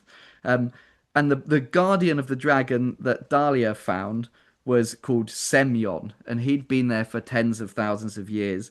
And was put there, it turns out, by the Emperor. And the guardian of the dragon is stood at the gate to the dragon, not letting anybody in, and the guardian of the dragon shares the dreams of the dragon. So he has these flashback dreams of the dragon that's locked up inside Mars, and his office is described as eldritch, geometrical, black-shaped stone. Ooh. He's got a big old stone desk, like a posh stone desk. Yeah. And he Yeah, stood we know It what outside. sounds that like it's Blackstone as well, right? Yes, it does. An eldritch. It doesn't quite go as far as saying it glows green. But, Yeah. he's there and he's spewing these dreams that he has of the dragon, and he's from the dragon's point of view. And I think the best dream, it goes through loads of them, but this one goes all the way back to 284 M1 under the Ooh. era of Emperor Diocletian. Yeah. Great. Okay? And it's a story that he tells that he sees through the dragon's eyes of Emperor Diocletian. It shows a serving soldier of the emperor slaying a dragon who is described as having malignant fire in the eyes and scales like liquid mercury and a heart that looks like it's powered by the lightning of devoured stars. So, any points for guessing what the dragon might be? So it's got a heart that looks like devoured stars. Its flesh is like liquid metal, and it's got malignant fire in its eyes. Oh, guys, Macarai. It's Macarai, guys. It's Macarai. You guys know it's Macarai. No, it's not goddamn Macarai. It's clearly the Void Dragon. I was trying to think of something stupid to say, but yeah, that's well, that's Matt. pretty I'm gonna tell you that even the something stupid to say is lore equivalent is that the man who's fighting, destroying a dragon under the age of Emperor Diocletian is only bloody Saint George. So Saint George and the dragon is the tale of the Void Dragon being captured by the Emperor. And that's right. And don't forget, guys, female custodes is just too crazy. That's just out of the question. So yeah, this comes all the way back round to not only is there this like, it's clearly the fucking shard of the Void Dragon, maybe more than just a shard. Yeah, I should say, yeah. Mars. But not only that, if this isn't just allegory and it's mythology, it shows that the Emperor put the plan for taking Mars into place 30,000 years before he actually landed in his ship, and that the Void Dragon has been seeping into the mindset of the people of Mars, preparing their brains to accept him as their savior. Because this is the power of that particular Catan, that it's like to do with knowledge, really, and machinery kind of secondary, I think. So like it being there kind of absorbs into the society. Yeah, absolutely. So the Emperor always had Mars. He just hadn't bothered to get there yet. He'd kind of set it up. It's a long-term investment, waiting for a hefty withdrawal. The thing I always wondered was how he just waiting for a dock. He was just waiting to dock this whole time. Waiting for the Ring of Iron, yeah. How he gets. I mean, I know this is sort of we're talking about a Catan and the Emperor existing in Rome, and how does the Emperor take the dragon to Mars? But anyway, I mean, we have to suspend our. Well, there's an answer to that belief. as well, and that there is a direct line when they go exploring the webway connection. The first connection under the palace is direct to Mars. Sweet. Also, how does he manage to do this without anybody else knowing, or is it just except for that he's dude? The Emperor, Stoney. But does he just kill everybody that doesn't? Like, but it's one of those like they write it quite well. So obviously, I picked the stupidest story, right? The Saint George and the Dragon story. But when this guy's talking about like how he sees the dragon, it is one of those real 40k like I can't think of the right word, but like how like themes within stories repeat themselves, and actually it's more metaphorical of the emperor saving people from something, be it themselves or evil, and Right. that really is this fact or is it fiction So they're always representative kind of of half how people questioning perceive what it. they've seen and what's going Yeah. on. Essentially, they're They not pick there's certain another of themselves. no, there's a few other timelines which I think if you bothered to like go into history and look up the dates that they give you, you could probably link them to other like famous dragon slaying stories and Sure. stuff. But whether or not in Roman times the emperor actually slew the void dragon or not, I don't think is relevant. I think the point they're making is the emperor will save you if you let him into your heart. And yeah, he probably did lock the void dragon here at some point, but it might not have been in M1. Yeah. Like, Yeah. Absolutely. It could have been in the dark age of technology. exactly, it could have been any time. Yeah. So Yeah. then, like after that, after the schism and after this is revealed, there's a kind of backwards and forwards as the Horus Heresy ends. There are a couple of things I found that Mars basically is under traitor control. Kelbor Hal wins, so Mars Yeah. falls. Kane is evacuated. There's they- this other thing called the Perditum incursion. So Korax gets roped into going and killing this tech priest that's basically trying to work out how to clone custodes. So they send Korax in to do a like stealth kill. That's like one big battle, and then there's another battle, the thing called the Arca Silentus. And I mean, this is because I mean, obviously, Mars they do all the technological stuff, but they don't do the biological stuff. That essentially happens on the moon. Does Yeah, it? well, So the they're not Seleno doing the kind witches of the do the- bioengineering stuff. They're doing Not like really. no. So all the kind of the like making space marines and stuff like that. They're not involved No. with at all. So But this one startup guy does try and he wants to try to branch There out are- into a bit of that. Yeah. There are tech priests that are into biology, but yeah. But do you think less that maybe so. that's why, in some ways, there isn't, because that's kind of what the emperor's interested in, really. So these guys are just helping him do that, aren't they? In a way. So Yeah, I guess so. Yeah. They're building the laboratory. Yeah. Yeah. But Mars is sort of surrounded by Imperial space, isn't it? So like, Yeah, so when Mars is- Sigismund evacuates Kane, Dawn imposes a blockade. So for basically for the whole siege of Terra, Mars is blockaded. Like no one's getting in or out of Mars, and there's still a massive civil war. Like there's still guerrilla fighters on the loyalist side. Like Mars is ripping itself apart, and Dawn's kind of contained it. They do send up the thing. There's this thing called the Arca Silentus, which is they send like this satellite up that's basically a demon engine printing STC in space, and the custodians have to go and take this satellite out. That's just like 3D printing demon engines and ships and everything. It's like a 3D printer in space. And they're fighting up there. Lucas Crom's kind of in charge of it, and the Blood Angels get sent down to take out Lucas Crom. There's this guy called what was his name? Someone Crone, Aster Crone. He's a Blood Angels guy, and he has a fight with 3 brass scorpions and loses his arm, and then his dreadnought friends come and rip the scorpions apart. It's pretty epic. There's a signal transductor that's trying to send scrap code around the Sol system. So there's a little bit of back and forth with Mars, but really Mars is contained. And the retaking of Mars, because obviously by 40k Mars is back under Imperial command, was very thin on the ground when I was looking. I think that's something they really will explore in this new Scouring series.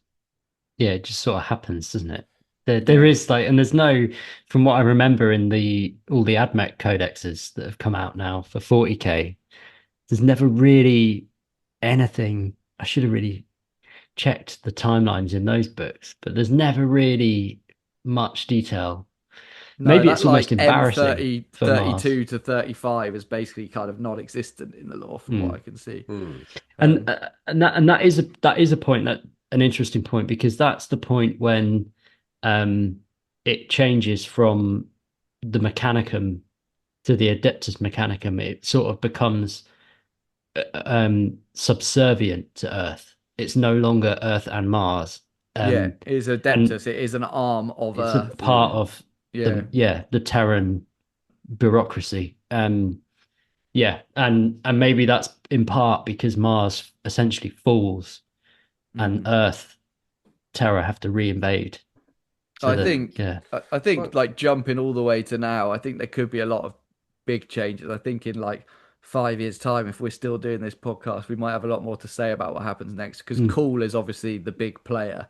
He's Yeah. not on Mars, but I mean, Cool's walking around. But he's alive. He's got an AI version of Gilliman on his ship. Yeah. He's got a Yeah. Necron head in a Yeah. tank. He knows how to Yeah. build Blackstone piles. Yeah. He kind of gets on all right with Fabius Bile. Like, he is a heretic. He's got his own cult following. Like, there could be another schism.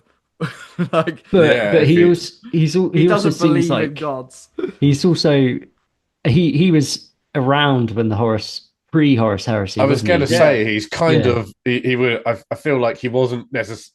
I feel like he's more of a chill dude. He doesn't necessarily want the same. He's not looking for power in the same way Yeah. necessarily. I don't think so. He's just intrigued and he just follows his lines of investigation and he doesn't Because like he- people trying to stop him. Yeah, he's obviously a new character in the lore, because the Mars still has the Fabricator General. That's still the leader of Mars, and is really still the leader of all the Forge Worlds. They still do have their allegiance to Mars, but Cool is kind of he's been banished, and because he wants to be the Fabricator. I mean, all the big tech priests will want to get to that position. But His whole thing is that, like, all of the restrictions, and that's another thing that I probably should have mentioned. It wasn't just that Mars was being used to produce stuff that pissed him off about the Emperor. The Emperor also landed and gave him a load of rules. Like, you're not allowed to research this. You're not allowed to research that. Yeah. You're not allowed But to do that's this. I mean, if we look at the kind of the current timeline, I guess he's crossed because he helped with the Primaris Marines, didn't he? So he's crossed that line into making life, like actual life, like changing life and making it mechanical, which is what, like we just mentioned, wasn't really what Mars was about and has never really been what they're about. So, I mean, is that what makes him a heretic, or is it? But at the same time, he's already it's the done, AI. but it's also the AI, but it's also, I mean, plus all that, like you say, the sort of weird clones of himself and stuff he has that he's just booted up with, like the chaos version of himself he has and things, like, doesn't he? He's got all these. There's lots of indication he's got the missing legions gene seed as well. I mean, he's been around a long time, done some underhand deals, but he's also he's kind of like the closest thing they have to. They need him on their side at the same time, right? They like people like Guliman came to him because they're not trying to necessarily kill him or anything. Can you imagine the state of the Imperium without Primaris? Yeah, well, we'd have no ATV, and that's a bonus. But you know what? Get rid of him. Cut him out. I don't think he did that. No, if it means getting rid of the ATV, I'm done. Make them all ladies. Cut them out.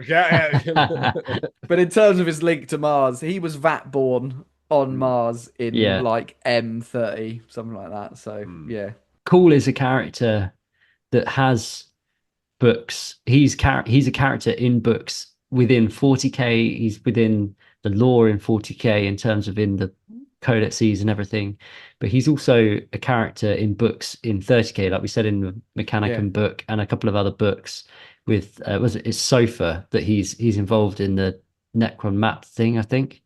So that's the first of this trilogy. The second one's just come out. So the Guy Haley books tell you about modern Cool. So he'll probably be in another book in 30k. Maybe he'll get a 30k model. That would be cool if he did. Cool. He doesn't really fight in it. He's kind of like young. It's a bit like young indie, like the young indie thing is when he's introduced. Because he's clearly like written. It's one of the very late Horus Heresy books. He was written into the Horus Heresy after his model was released. Maybe there'll be like a weird kind of like crappy slap fight between him and young Eldrad.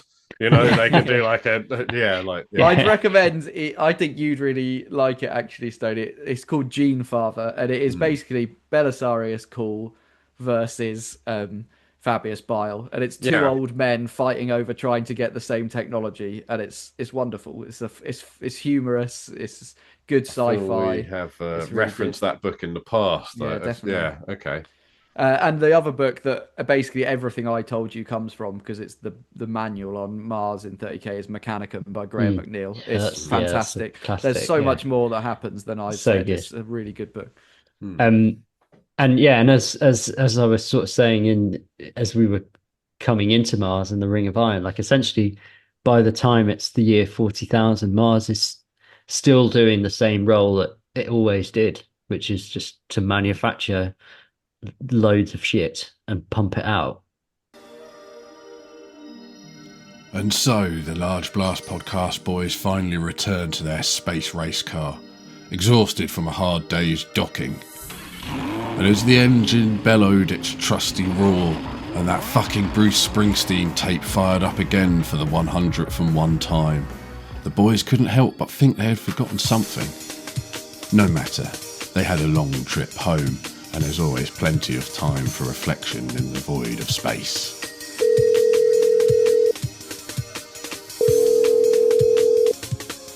Hello, please leave a message after the tone. It's Elon Musk here. Heard you fannies made it to Mars in that sack of shit car you had after all. And I just wanted to be the bigger man and be the first to say, fuck off you pathetic little men. I never wanted to go to Mars anyway. It's fucking shite now, it's all full of tourists and that, yeah? Real ones like me are going to fucking Venus, mate. That's right, I'm going to be the first penis on Venus and I'm banning all you cunts straight away. Go fuck. Peace. So whilst we're on a very sexual theme, I thought I'd quiz you on a tier list I found online about Primarch fuckability, boys. So I'm going to tell you, it's not just S to F in typical tier list fashion. They're categorized. So I'll tell you the categories first, and we'll see who's the first to give me a right answer for each category. So the categories are: can't turn around without getting laid, fucks, makes love, tried sex once and didn't care for it, what's sex, and straight up incel. Okay, so I will take the first right answer for each category, for each tier. Yeah. Well, I guess we've got to put Fulgrim up in the top there in the can't turn around without getting laid. Okay, so point to Stony. There's one more in can't turn around. Matt, I feel like get it. Dante? No, Dante. Sanguine, well done. Point apiece. It's gotta be you know who's getting laid. Yeah. Okay, so we're moving down to the fucks row. There are 4 people in this fucks row. 4 Primarchs. 4 Primarchs. What about Rogadorn? No. He tried sex once and didn't care for it, I reckon. What about no, not even that. What about what's his name? The Lion? Not the Lion. No. Gilliman? No. Gilliman fucks. He can fucks off to do spreadsheets. Jesus Christ. Who else is? Oh, what about Khan?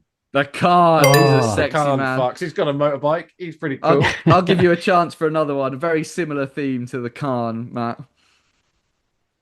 Lehman Russ. Yeah, Lehman Russ. Okay, yeah, of course. So the fucks row, I'll tell you them all, but then I won't tell you the rest of the rows. So it also in fucks was Alfarius, because I guess there's 2 of them. So you're getting double teamed. And Horus was also put in there.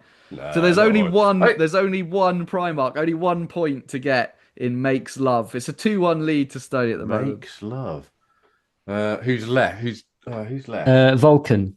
Oh, well done, Matt. Matt calls it back. The kindest, nicest Primarch. Yeah. Okay, so then we're into the kind of double autism category here. Tried sex once, didn't care for it, and what's sex? So we'll go tried once, didn't care for it. All right, well, we've Gilliman. got Gilliman, Dawn, Lion. Yeah. You've got Dawn. Gilliman, you've got the Lion. No Dawn. No Dawn. He just never fucked. Perturabo. Dawn just never fucked. Well, yeah, I guess. Perturabo? No. But you've both got a point in there. So Gilliman and the Lion. Right. Also in there is Kurz. Tried once, didn't care for it. You can kind of see that. I wasn't sure whether they were said yes or no. In some ways, I could kind of see Kurz at the top or the bottom of the list. You know what I mean? Depending on what crowd you're in. Yeah, are you at Download Festival or not? Yeah, exactly. You're a corpse. Korax for the same reason in there, because you can imagine him. I can imagine him saying, "I don't care" for it in a very goth voice. Yeah. And then you've got Magnus. He likes investigating things once, and then he's probably above it. Like he's the kind of guy that's at the party. Like, I've moved beyond sex. I don't need it anymore. Oh yeah, Magnus. Yeah, Magnus. I'm red. That's it. So we're gonna skip. I'm the red. next one. I reckon Magnus is like married in RuneScape or Roblox or one of those like online games. So we'll skip straight to the 2 in the incel category. You're on even points. So it's got to be Lorgar, right? Lorgar, point to Stoney. Yeah, Matt, can you draw for 15 million points? We'll have to go to one more incel. Ferris Manus? Dawn. No. Get him there. They're both in what sex? Oh yeah, I guess Ferris Manus doesn't give a shit. Angron. Oh Angron's in what sex? Oh yeah, that's true, also true. Okay. Grew up with men in a fighting pit. A Mortarian? No, he's also in what sex? Yeah. What Ferris sex? What Manus. soap? No, he did him. Who else is a straight up incel in there? Straight up incel. He's always sat at his computer terminals. He's Get the him. most likely one to be playing Warhammer. That's Perturabo. Oh, Perturabo. No. Actually, he is pretty incel-y, really. He's absolutely incel. But he just hates everybody. I think he even hates his own dick so much that he doesn't really care. It's like... Anyway, well, on that bombshell, I guess, everybody, thanks for listening to this, the Large Blast Podcast. We'll see you next time. Say goodbye, everybody. Goodbye, everybody. everybody.